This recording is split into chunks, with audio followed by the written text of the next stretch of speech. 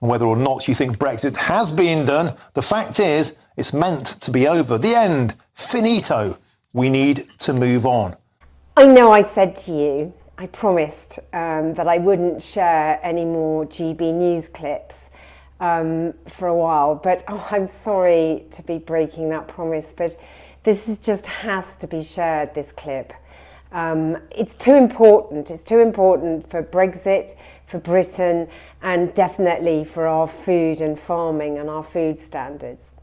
Yesterday, well, anyway, it might have been this morning, I can't remember when it was, but recently on GB News, there was a panel discussion between the guests were Mark Littlewood, and I'm not expecting everyone to have heard of this guy, but he is fundamental to a think tank called the IEA, who are really absolutely behind Brexit, and they have been housed in 55 Tufton Street and certainly have been the brains of Brexit and the funding of Brexit, I would say, too, probably. Here's a clip of an undercover report from Greenpeace looking into Mark Littlewood's influence on Brexit and the Conservatives.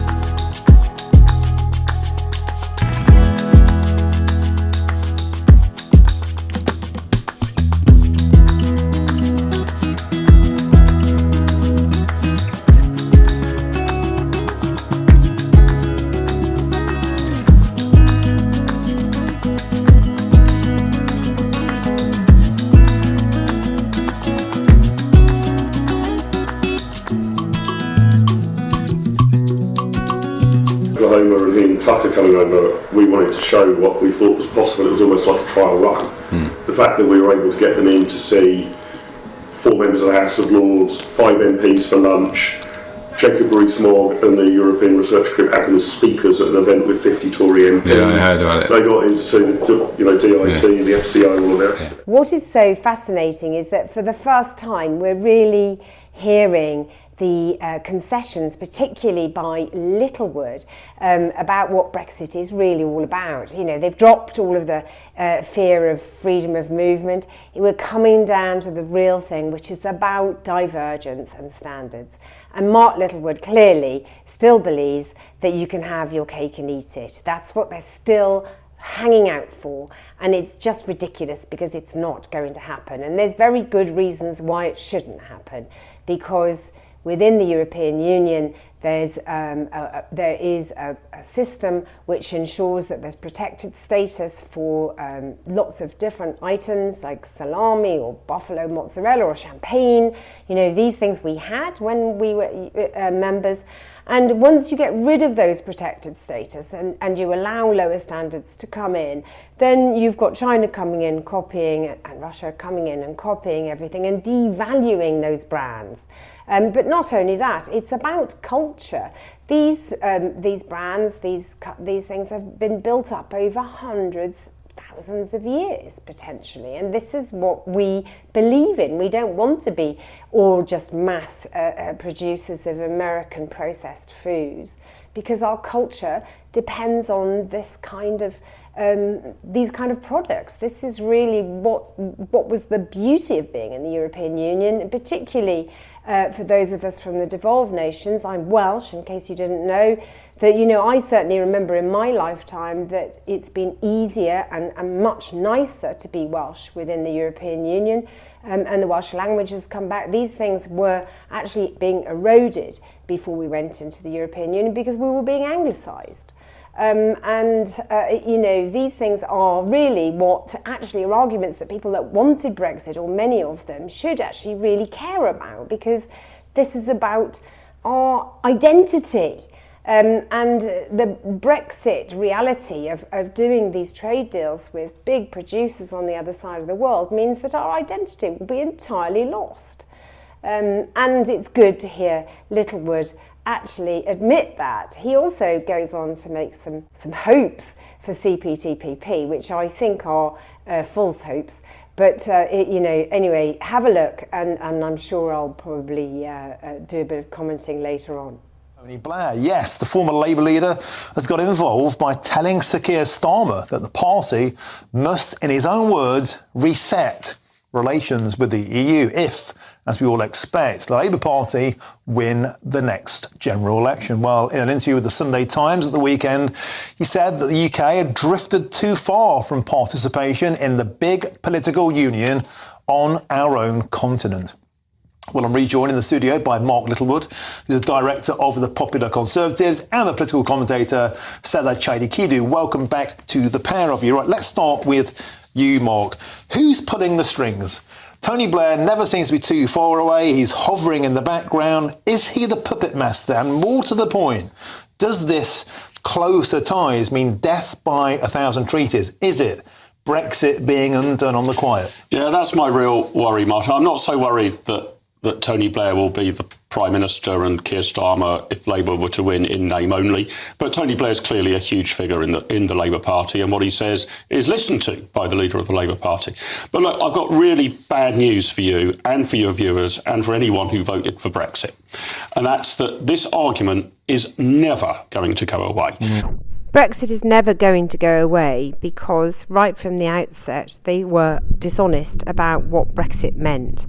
For them, Brexit means total divergence and a complete sellout of Britain. Be nice to think that we clarified it, closed it down, that's it. I know it took 5 years and endless wrangling. But look, in fairness, the question of what should our relationship be with countries on the continent and the EU is always going to be a topic of debate. Mm. Now, here's my worry, that what the Labour Party will do is slowly realign us with EU regulation. And they will argue that that will facilitate trade with the EU, and on that narrow point they might be right, but it proves to be a huge barrier to actually negotiating trade deals with the rest of the world. Strongest arguments for getting out of Brexit are actually about these terrible trade deals, which are a complete sellout of Britain. They are the main reason for actually undoing Brexit, and urgently. They mean a complete and utter decimation of British agriculture and food security. Because you're sat down saying, we've already signed up to all of this with the EU, we can't negotiate with you about financial services standards, pharmaceutical standards, because we've bought the whole EU rule book, hook, line and sinker. So what I'd like to see this government do before the election is to tie down some more trade deals and, crucially, get our membership of what's called CPTPP. I think I got that right over the line. That's the Common Progressive Trans-Pacific Partnership. And if you start wedding yourselves into those deals, then it actually becomes harder for a future government to re-embed us in the EU's regulatory orbit. So my plea to Kemi Badenoch is get on with it and fast. So one man who runs a think tank and now is director of the Popular Conservatives wants to block democracy from ever changing its mind on whether it wants to go back into Europe based on a vote nearly 8 years ago, because he's been taking money from the hormone-fed meat lobby who want access to our markets and definitely want to push on into Europe as well. How bad is this? And actually on CPTPP, America pulled out of it, Trump pulled out of it. And so, in fact, if we do end up acceding to it in the next few weeks before the election, we can definitely come out of it again.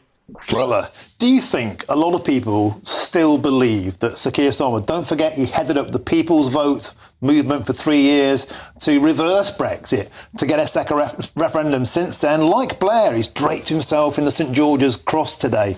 He's acting every part the Patriot. Brexit will not get undone, but we won't get a second vote. But perhaps by all these backdoor trade deals, they'll get what they want, and that is de facto membership of the EU without giving us a single vote on it. Not a chance. No, you can't do that without a referendum. You can't do that without having a complete revolt in Parliament. And Keir Starmer has zero intentions of doing that. He has not said anything like that. What's going on here is that you have a former Prime Minister, Tony Blair, who is exceptionally talented at grabbing the headlines and then getting attention and becoming an influential political figure. He's done it once, he's doing it again. But the reality is that it's not going to be Tony Blair who's going to be Prime Minister come the next elections. It's going to be Keir Starmer. Now, I think Keir Starmer is the right person to make Brexit a success. And the reason why I think that... He tried to stop it. ...is exactly, and I will tell you why this is actually positive in terms of what the next Prime Minister of the UK has to do. In 2025, the UK does need to negotiate its trade deals again with the EU, right? So Tim Sipman was saying this morning on Times Radio, who just released his new book, he was saying how Theresa May was the wrong person to deliver Brexit because the fact that she had this Remain image meant that she had to be extra harsh and people didn't trust her to deliver Brexit. So she had to prove that, look, I'm not an enemy to Brexit. Now, Keir Starmer, the new Prime Minister, as a new Prime Minister, his job is going to be to prove to the EU, look, I'm not hostile towards you guys. Brexit is happening, but I'm not hostile to you, so please don't punish us. Be friends with us. Work with us on things, especially things like border security, which is absolutely essential. And Keir Starmer, for that reason, is going to be able to portray that image while delivering Brexit. Whereas another politician who has already completely damaged and destroyed a relationship with the EU would have to prove first that, look, we are not here to be hostile. Well, I think I think, Stella, that says a bit more about the EU than it says about the UK. You can be a Brexiteer without being hostile to the EU. I wish the EU every success. It's a whole range of things we should be working with the EU on. A whole range of things. I'm not saying let's never pick up the phone and when we do only pick it up to swear at them. I want good relations with the EU. What's at stake here is not whether you want good relations with the EU. That's shared presumably by Brexiteers and Remainers. What's at stake is, do you want to be in the European Union's regulatory orbit? Do you think we should align British regulations? I think, was it Blair or Starmer who mentioned veterinary standards? You know, not a major area of policy. You start to align that. Do we start to align again on financial services, or do we diverge? That's the strategic choice. But whichever way you take it, I would hope that virtually every politician in Britain wants good and cordial relations with the EU, whether you're on the diverge side, which I am, or whether you're on your sort of get halfway back into bed side, which Keir Starmer is. Right, and that brings us to the next point, because you said earlier on, Stella, no matter how sexy we make ourselves, that the EU won't want to marry us again. So they want to date us again.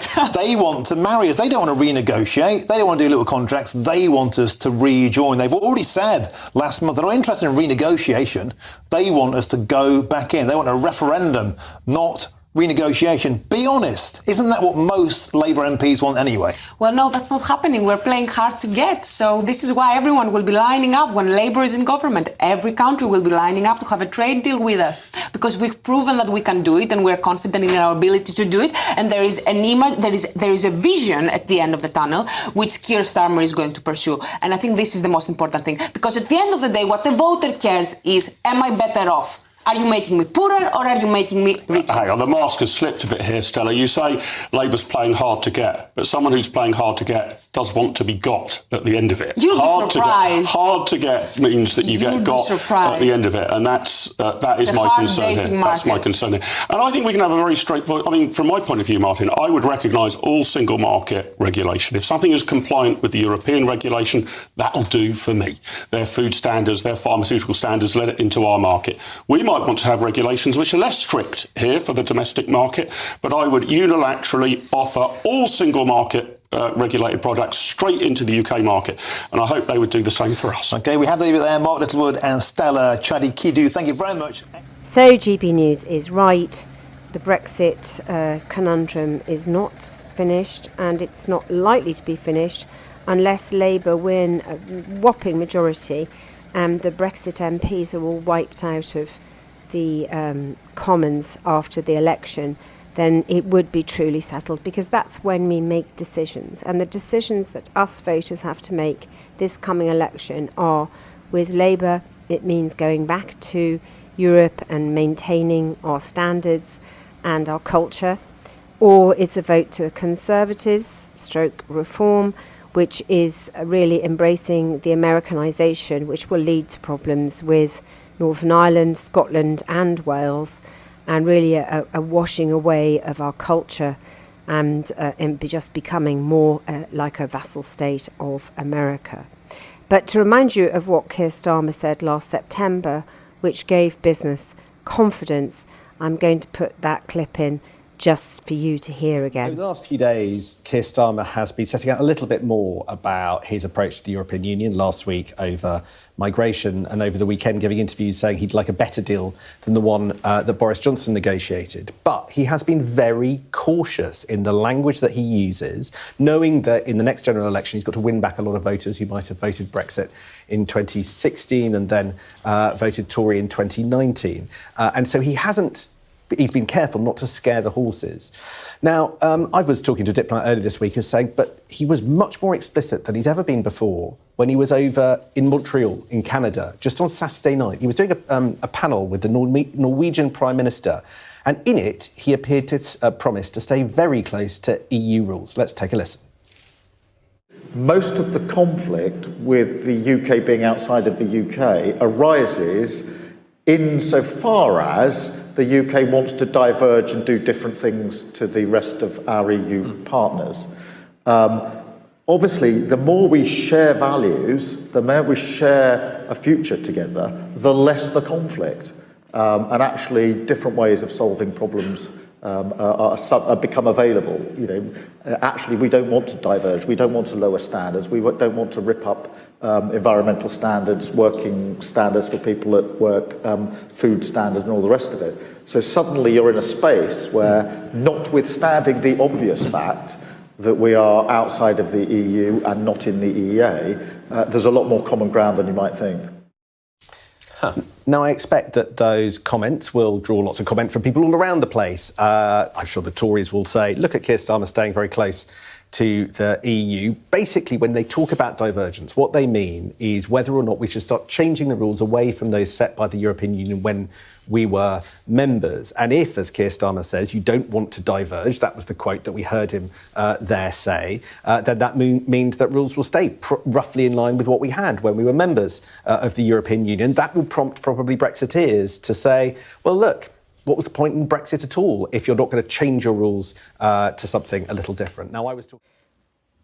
Thanks for watching. Don't forget to comment below. And also, if you're not a subscriber, please make sure you subscribe.